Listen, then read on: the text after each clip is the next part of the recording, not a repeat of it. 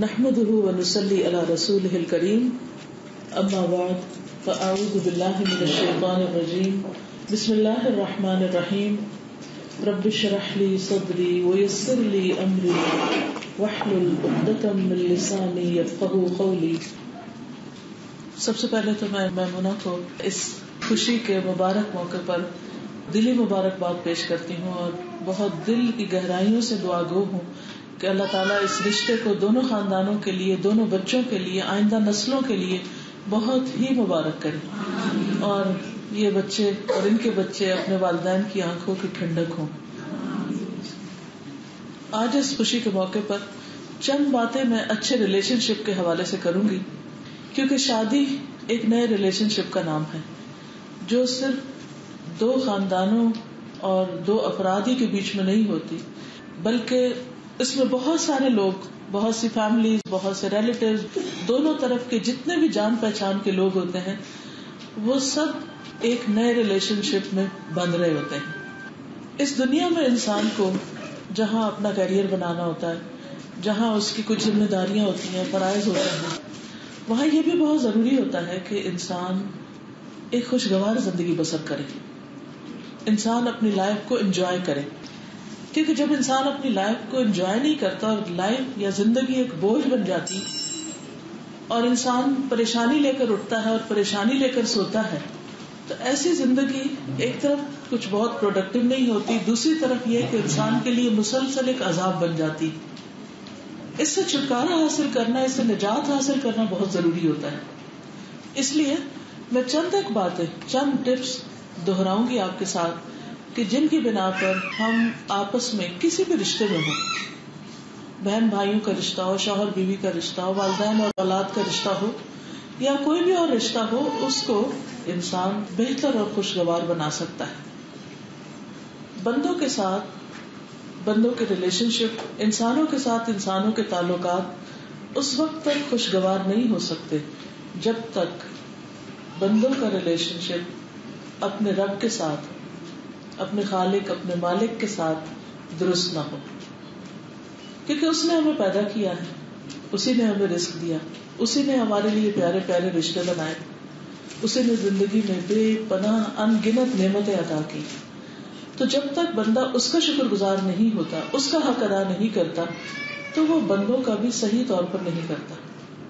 اس لیے ہم سب کی پہلی اور بنیادی ذمہ داری یہ بنتی ہے کہ ہم اپنے رب کے ساتھ سچے ہو جائیں.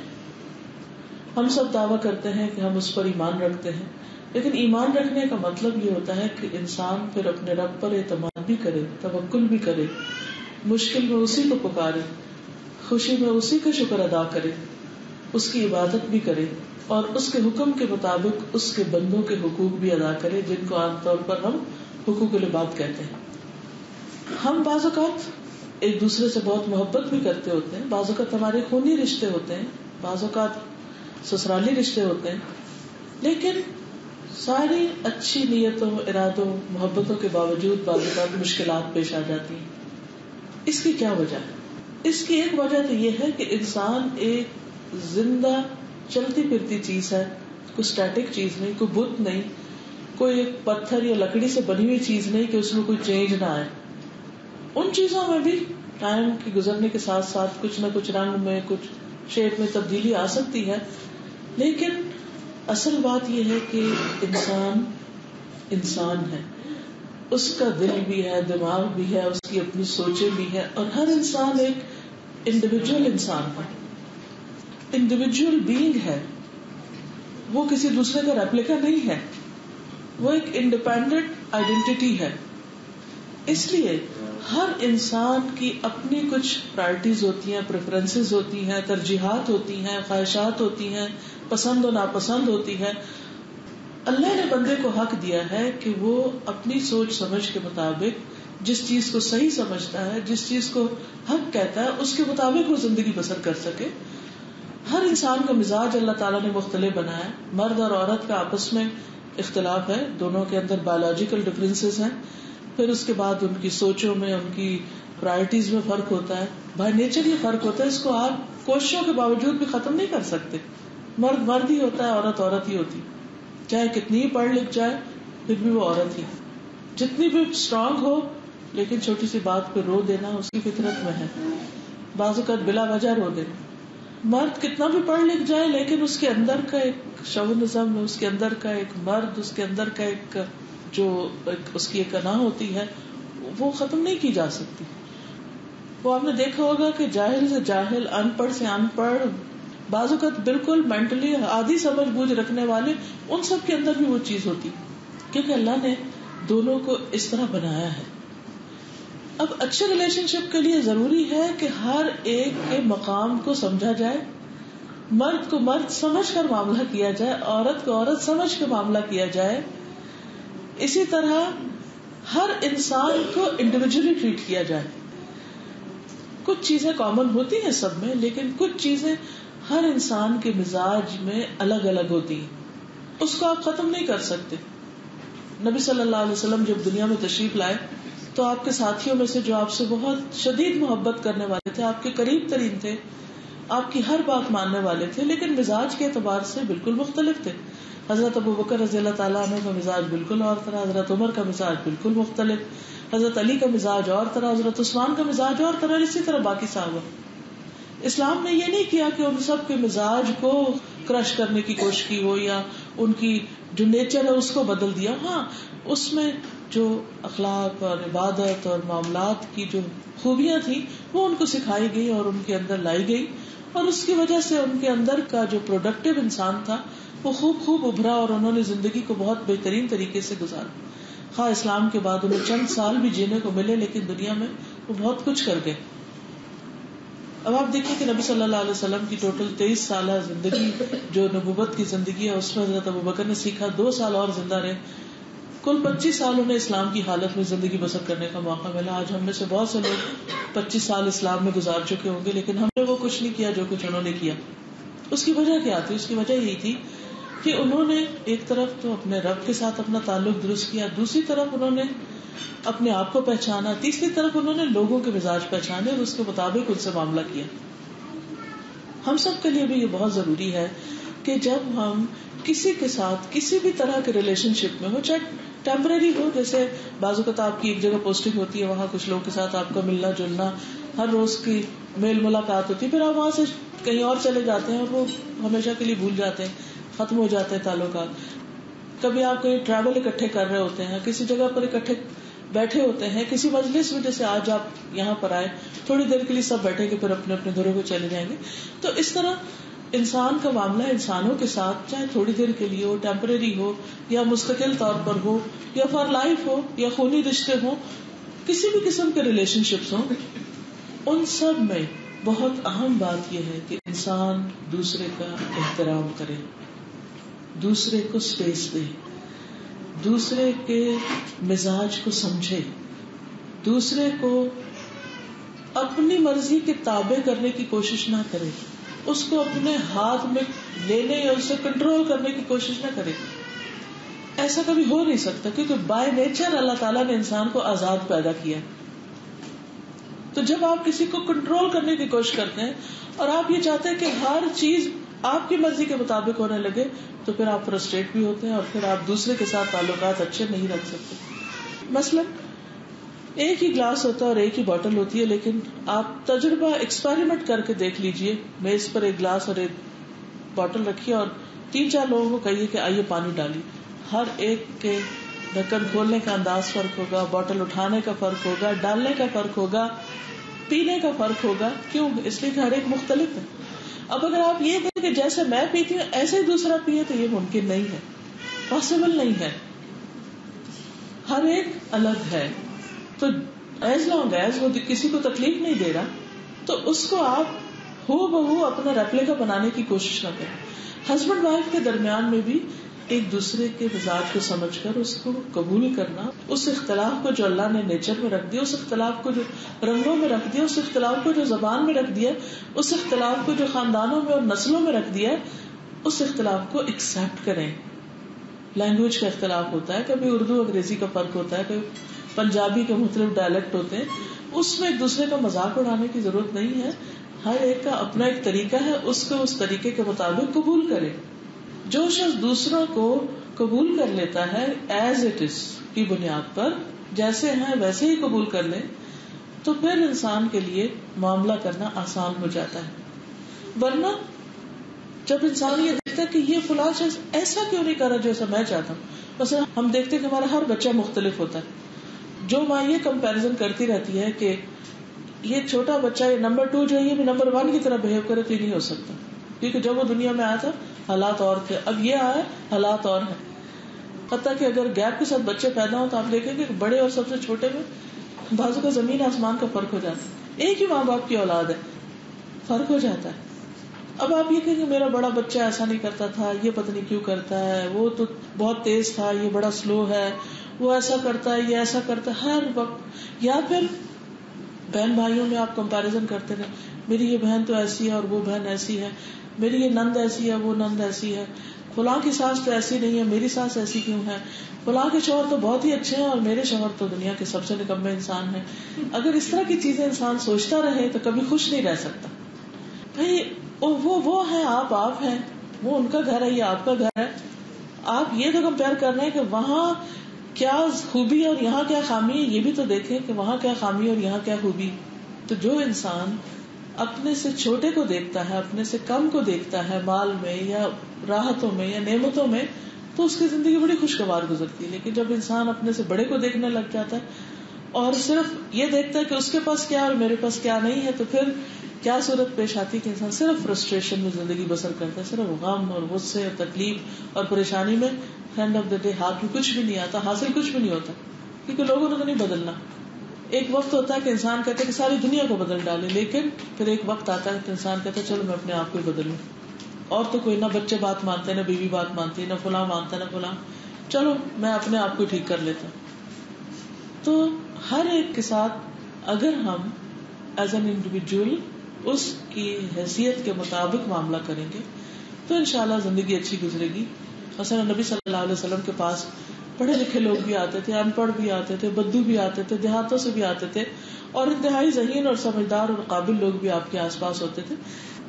لیکن آپ ہر ایک سے معاملہ ان کی حیثیت کے مطابق کرتے تھے، اپنی حیثیت کے مطابق نہیں. کیونکہ آپ تو پیغمبر تھے، آپ کو تو وہی حاصل ہو رہی تھی، آپ کے تو جبریل ساتھی تھے. اس معیار پر اگر آپ لوگوں کو لیتے تو پھر تو آپ کچھ کر ہی نہیں سکتے تھے.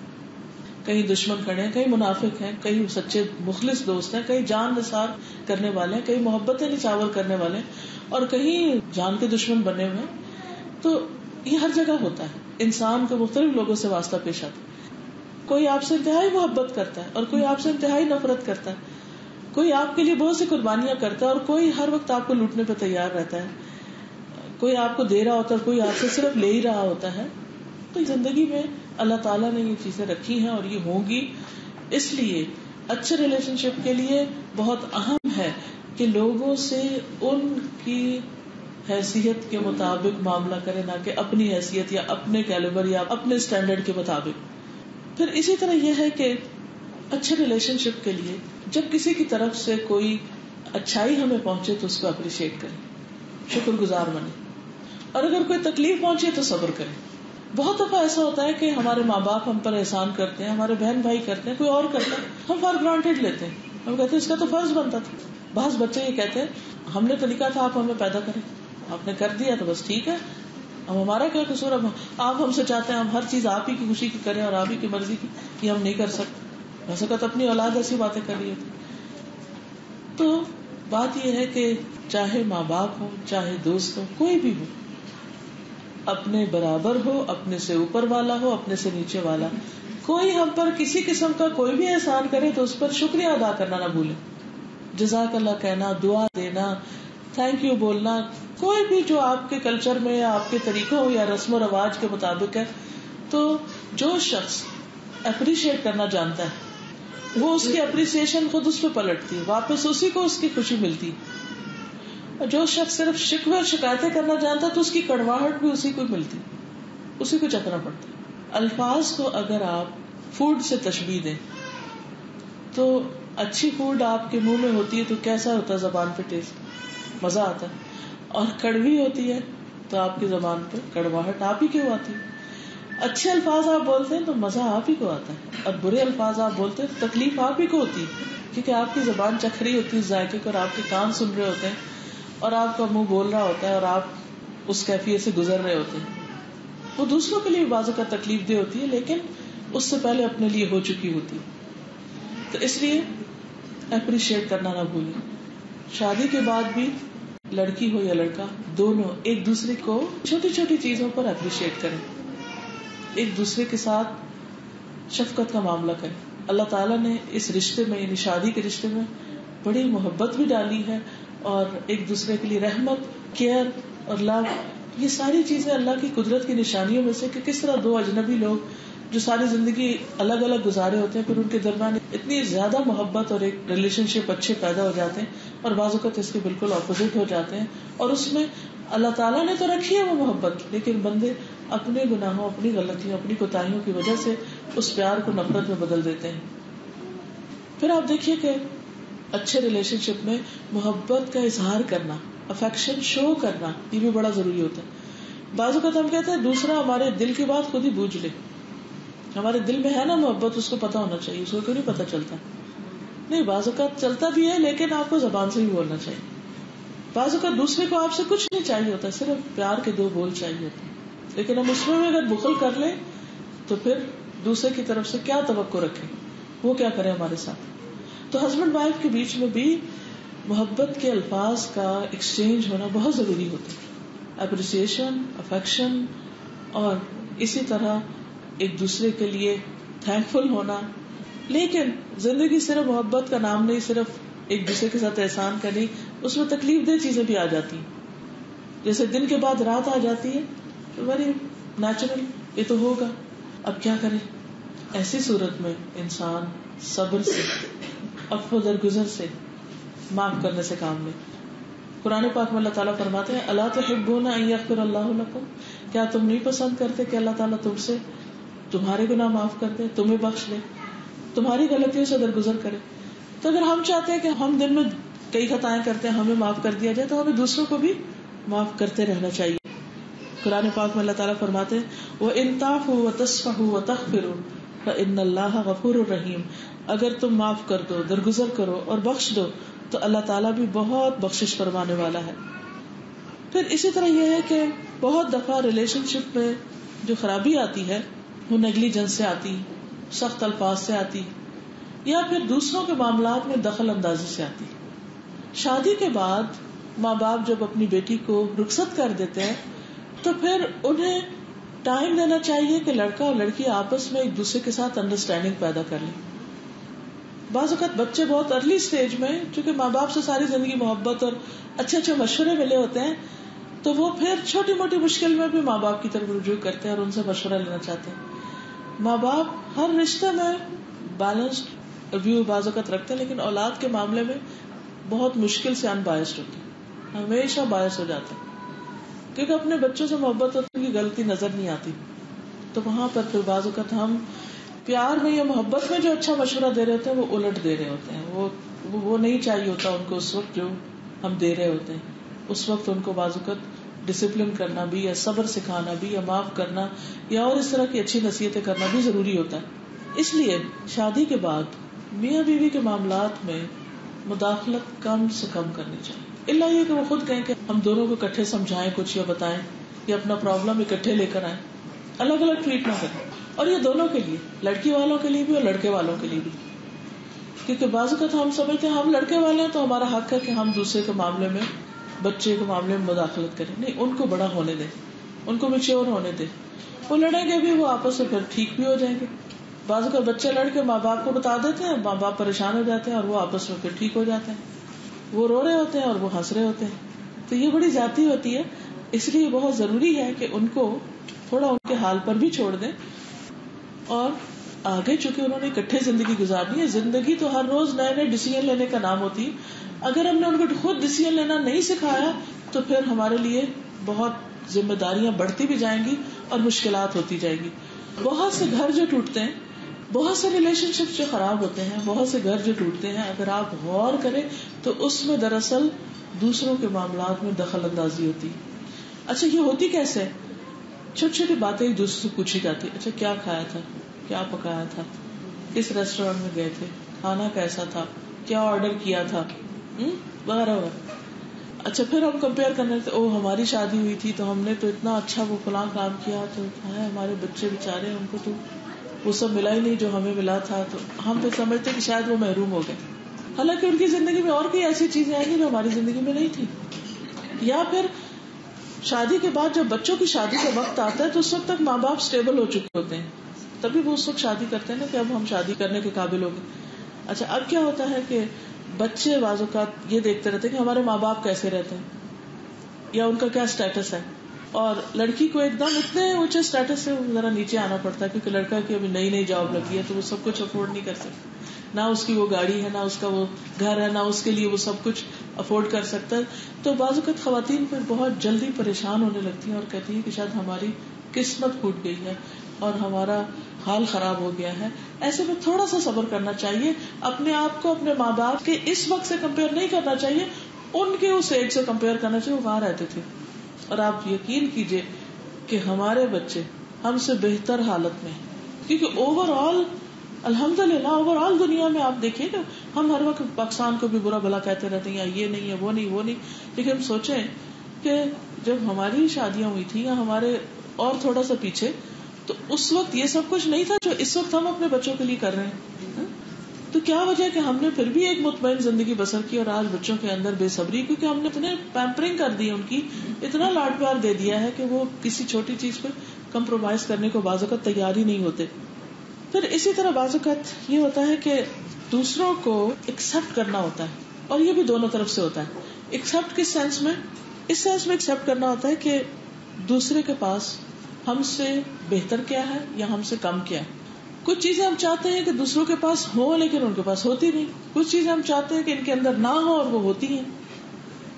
تو ایسی صورت میں وہ جو بھی ہیں اس کے مطابق ہی ان کو لیجئے, اور ان کی پہچان کے لیے صبر سے کام لیجیے, کیونکہ جب ہم پہچان جائیں گے تو پھر معاملہ آسان ہو جائے گا.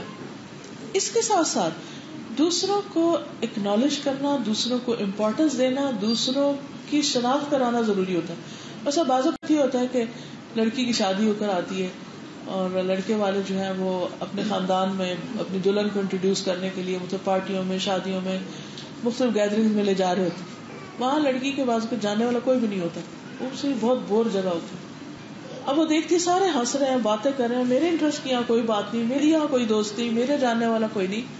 تو ایسے میں اس کے جذبات سمجھنے چاہیے کہ اسے ہماری توجہ کی پہلے سے زیادہ ضرورت ہے, کیونکہ یہاں اب اس کو ایک طرح سے سپورٹ چاہیے, مورل سپورٹ چاہیے, تاکہ وہ اس خاندان میں ایڈجسٹ ہو جائے. اب نے دیکھا کہ جیسے وہ مشہور مثال ہے کہ جب پودے کو ایک جگہ سے اکھاڑ کے دوسری جگہ لگاتے تو مرجھا جاتا ہے پہلے, پھر وہ جڑ پکڑتا ہے, لیکن پھل وہ جب ہی لاتا ہے جب اسے دوسری جگہ لگایا جائے. اگر وہ ادھر ہی پنیری اس کی لگی رہے تو کبھی پھل پھول نہیں لائے گی وہ چیز.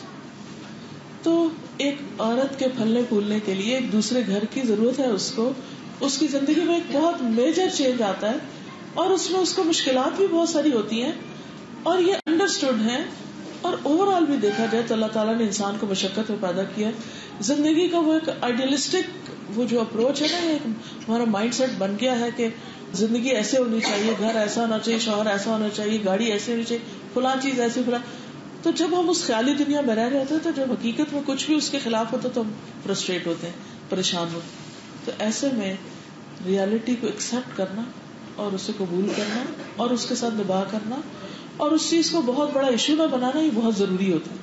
پھر یہ ہے کہ انسان جب کسی خاندان میں جاتا ہے تو بعض اوقات کچھ لوگ اس سے بہت آگے ہوتے ہیں, کچھ اس سے پیچھے بھی ہوتے ہیں. اب جو ہم سے بہت آگے ہیں, مال و دولت میں ہے یا علم میں ہے, کسی ڈگری میں یا کسی اور چیز میں ہے, تو ان کی اس بڑائی کو بھی ایکسپٹ کر لیں کہ وہ ہیں. اسے کوئی انسان چھوٹا نہیں بنتا کسی کی بڑائی ایکسپٹ کرنے میں. اور جو ہم سے چھوٹے ہیں ان کے مقابلے بڑا بن کے نہ دکھائیں, بلکہ ان کو اسی طرح شفقت اور محبت سے ان کو بھی مورلی اپ کرنے کی کوشش کریں. کسی سے حسد نہ کریں. بعض اوقات دیورانیاں, جٹھانیاں, نندیں اور بہت سے رشتے ایسے ہوتے ہیں کہ جو پہلے سے پھلے پھولے ہوتے ہیں, اس گھر میں قدم جما چکے ہوتے ہیں اور وہ خوش ہوتے ہیں, اور پھر بعد میں آنے والا بعض اوقات محسوس کرتا ہے کہ شاید اس کا کوئی ٹھکانا نہیں ہے, مقام نہیں ہے, اور ان کے پاس یہ سب کچھ کیوں نہیں, اور میرے میاں کے پاس یہ کیوں نہیں. اور اس جلن میں اور کڑھن میں اپنی جو ملنے والی خوشیاں ہیں, یہ ایک نئی زندگی, اس کو بھی انجوائے نہیں کر سکتا. تو ایسے میں خاندان کے اندر کسی کے پاس کچھ بھی ہو, اللہ نے اس کو دیا، اللہ اس کو مبارک کرے. اللہ نے ہمیں جو دیا ہمارے لیے وہ بھی بہت ہے. اور خاص طور پہ جب انسان آخرت پہ نظر رکھتا ہے تو دنیا کی چھوٹی چھوٹی چیزیں اور نقصان یا کمی بیشی اس کو بہت بودر نہیں کرتی. پھر اسی طرح یہ ہے کہ مختلف خراب چیزوں کو، غلط چیزوں کو، انسانوں کے غلط رویوں کو ہم ٹھیک ضرور کریں، لیکن جو چیز ٹھیک نہ ہو اس کو ویسے ہی ایکسپٹ کر لیں. بہت ساری چیزیں ہم نہیں چینج کر سکتے، ہم خود کو ایڈجسٹ کرتے ہیں. مثلا آج کل موسم میں ٹھنڈا ہے، سردی، تو ہم کیا کرتے ہیں؟ ہم کپڑے پہن لیتے ہیں. ہم دیکھتے ہیں کہ ٹریول کرنے کے لیے وقت سازگار نہیں ہے، فوگ ہے صبح بہت، تو ہم گاڑی تیز نہیں چلاتے، ایسا چلاتے ہیں. خود کو ایڈجسٹ کرتے ہیں نا. ہم یہ تو نہیں کر سکتے کہ کوئی طریقہ کریں کہ ساری فوگ ہٹا دیں، نہیں کر سکتے. کچھ چیزیں چینج نہیں ہو سکتی، دے آر دیئر. ہمیں راستہ بدلنا ہے. بازو کو سڑک پہ جاتے جاتے بیچ میں ایک بہت بڑی کوئی چیز آ سکتی، کوئی درخت آ سکتا ہے، کوئی چٹان آ سکتی، تو ہم کیا کرتے ہیں؟ سائڈ سے ہو کے گزر جاتے ہیں. زندگی کے سفر میں بھی ایسے ہی کرنا چاہیے. پھر یہ ہے کہ انسان جس بھی طرح جہاں بھی چھوٹی بڑی کوئی مشکل آئے فوراً اللہ کی طرف رجوع کرے. بندوں کو سنانے کی بجائے اللہ سبحانہ و تعالیٰ کو سنائے، کیونکہ وہ ہر حال میں سنتا ہے اور ہر وقت جاگتا ہے، اور اس کو نیند بھی نہیں آتی، اونگ بھی نہیں آتی. بندوں کو سنانے کے لیے تو ویٹ کرنا پڑتا ہے، اپوائنٹمنٹ لینی پڑتی ہے، انتظار کرنا پڑتا ہے. اس لیے چھوٹا مسئلہ ہو یا بڑا فوراً اللہ کی طرف رجوع کرے.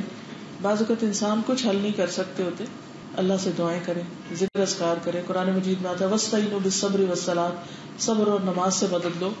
جب انسان اللہ کی طرف آتا ہے تو اللہ تعالیٰ اس کی طرف 10 قدم آتے ہیں. چل کے جو آتا ہے، جو دوڑ کے آتا ہے، اللہ تعالیٰ اس سے زیادہ تیزی کے ساتھ اس کی طرف آتے ہیں. پھر اسی طرح یہ ہے کہ انسان سے غلطیاں ہو جاتی ہیں، خود بھی ایک طرح کسی سے ہو جاتی ہے تو انسان اس کو معاف کرے. اگر ہم سے غلطی ہو گئی ہو تو اس کو مزید کور کرنے کی بجائے یا اس پہ جھوٹ بولنے کی بجائے یا اس سے یہ سوچنے کی بجائے کہ میں اسے ایکسپٹ نہیں کر سکتا، دوسرے کو سوری کر لیں. سوری کرنے سے بہت سے معاملے آسان ہو جاتے ہیں. کرنا مشکل ضرور ہوتا ہے لیکن آگے بڑھ کر اقرار کر لیں تو اس سے آپ دیکھیں گے کہ دوسرے کا دل بھی صاف ہو جائے گا. پھر یہ ہے کہ اس کو تھوڑا سا ٹائم دے دے.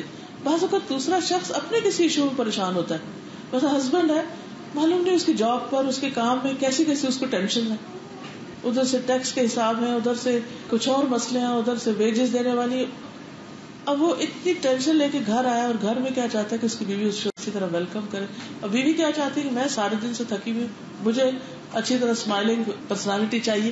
لہٰذا اس طرح کے کلیش میں ایک دوسرے کے ساتھ اختلاف چھوٹے چھوٹی باتوں سے شروع ہو کر بعض اوقات تعلقات کی خرابی کا باعث بنتے بہت بڑے ہو جاتے ہیں. تو اس لیے صبر و تحمل سے کام لینا، حکمت سے کام لینا، اسپیس دینا، تھوڑا انتظار کر لینا، تھوڑا صبر کر لینا، اللہ سے مدد مانگ لینا، اور زندگی کی گاڑی کو چلائے رکھنا بہت ضروری ہے. اللہ تعالیٰ سے دعا ہے کہ وہ ہمیں سمجھ عطا کرے، ہمیں حکمت عطا کرے، ہمیں اتنا بڑا دل دے کہ ہم دوسروں کو معاف کر سکیں، اتنا بڑا دل دے کہ دینے والوں میں سے ہوں، نہ کہ دوسروں کی چیزوں پر نظر رکھنے والے. ہم معاف کرنے والے ہوں، نہ کہ ہم انتظار کریں کہ کوئی ہم سے آ کے سوری کرے. اور جب ہماری نظر آخرت پہ ہوگی کہ یہ دنیا تو جلد ختم ہو جانی ہے، اس کے غم بھی ختم ہو جانے، خوشیاں بھی ختم ہو جانی، تو نہ کسی خوشیاں والے کی خوشی سے ہمیں کوئی حسد جالسی ہوگی اور نہ کسی غم والے کا غم ہمیں بہت پریشان کرے گا یا اپنا کوئی غم، کیونکہ ہم سب کو پتا ہے کہ ہم سب اس دنیا سے جانے والے ہیں. تو ہر دن کا اختتام ہوتا ہے، ہر زندگی کا اختتام ہوتا ہے، اور ایک دن آئے گا کہ اصل زندگی شروع ہوگی. جب وہ زندگی شروع ہوگی تو اس کے لیے ہمیں تیاری کرنی ہے. دنیا میں ہر عمل، ہر کام دراصل اس دن کی تیاری کے لیے. تو اللہ تعالیٰ ہمارا ہر دن اتنا اچھا گزارے کہ واقعی اس کے بدلے میں جو دن آخرت کے ہمیں ملے وہ بہت خوبصورت ترین دن ہو. وآخر دعوانا الحمدللہ رب العالمین. اب دعا کریں. سبحان اللہ والحمد للہ ولا الہ الا اللہ واللہ اکبر ولا حول ولا قوة الا باللہ العلی العظیم. اللہم صل علی محمد وعلى آل محمد كما صليت على إبراهيم وعلى آل إبراهيم إنك حميد مجيد. اللهم بارك على محمد وعلى آل محمد كما باركت على إبراهيم وعلى آل إبراهيم إنك حميد مجيد. ربنا آتنا في الدنيا حسنة وفي الآخرة حسنة وقنا عذاب النار. ربنا لا تزغ قلوبنا بعد إذ هديتنا وهب لنا من لدنك رحمة إنك أنت الوهاب. ربنا هب لنا من أزواجنا وذرياتنا قرة أعين واجعلنا للمتقين إماما. یا اللہ پاک جو کچھ ہم نے پڑھا ہے سنا ہے ہمیں عمل کرنے والا بنا. اللہ ہمارے دلوں کو خوبصورت بنا دے, ہماری سوچوں کو خوبصورت بنا دے. اللہ ہمیں انسانوں کے اندر ان کی خوبیاں نظر آئیں, ان کے عیب نظر نہ آئیں. اللہ ہمارے لیے انسانوں کے ساتھ معاملہ کرنا بہت آسان کر دے. یا رب العالمین ہمارے بچوں کو ہماری آنکھوں کی ٹھنڈک بنا. اللہ یہ جو بچوں کی شادی ہو رہی ہے اپنی رحمتوں کے ساتھ ان کے اوپر سایہ فرما, اور اپنی رحمتوں کے ساتھ ان کو ہر تکلیف اور دکھ اور پریشانی سے محفوظ رکھ. یا اللہ یہ بچے اپنی والدین کی آنکھوں کی ٹھنڈک ہوں. یا اللہ ان کو نیک اولاد عطا فرمانا. اللہ ان کی نسلوں میں خیر جاری کر کے ان کے گھروں میں رحمت اور برکت نازل فرمانا. یا اللہ جتنی بھی بہنیں آئی ہیں ان کے دلوں میں جو دعائیں ہیں نیک تمنائیں ہیں یا اللہ اپنی رحمت سے انہیں قبول فرما. یا رب العالمین ہم سب کے بچوں کو ہدایت دے, انہیں صحت اور تندرستی اور ایمان کی دولت نصیب فرما, انہیں ہمارے لیے صدقہ جاریہ بنا. یا رب العالمین جو نماز نہیں پڑھتے انہیں نماز کی توفیق عطا فرما دے. یا اللہ جو کسی بھی برائی یا تکلیف یا پریشانی میں مبتلا ہے یا اللہ ان کی تکلیفیں برائیاں اور پریشانیاں دور فرما. یا اللہ ہمارے گھروں میں سکون اور خوشیاں پیدا فرما. یا اللہ اپنا اطاعت گزار اور فرما بردار بندہ بنا. ہم سب کا خاتمہ ایمان پر ہو, اس دنیا سے خیر و عافیت کے ساتھ رخصت ہو, اور جب تجھ سے ملے تو ہم سے راضی ہو جائے. تو ہمیں اپنے دیدار سے محروم نہ کرنا. اللہ جنت الفردوس کو جگہ عطا فرمانا, صالحین کی صحبت نصیب فرمانا. یا اللہ دنیا اور آخرت میں نیک دوست عطا فرمانا. یا اللہ تو ہمارے بچوں کی حفاظت فرما, ہماری نسلوں کی حفاظت فرما, ہمارے ملک کی حفاظت فرما. یا اللہ ہم سب کو ایمان اور تقوی نصیب فرما. ربنا تقبل منا انك انت السميع العليم وتب علينا انك انت التواب الرحيم. وصلى الله تعالى على خير خلقه محمد وعلى آله وأصحابه وأهل بيته أجمعين برحمتك يا أرحم الراحمين. إلهي آمين. سبحانك اللهم وبحمدك أشهد أن لا إله إلا أنت أستغفرك وأتوب إليك. السلام عليكم ورحمة الله.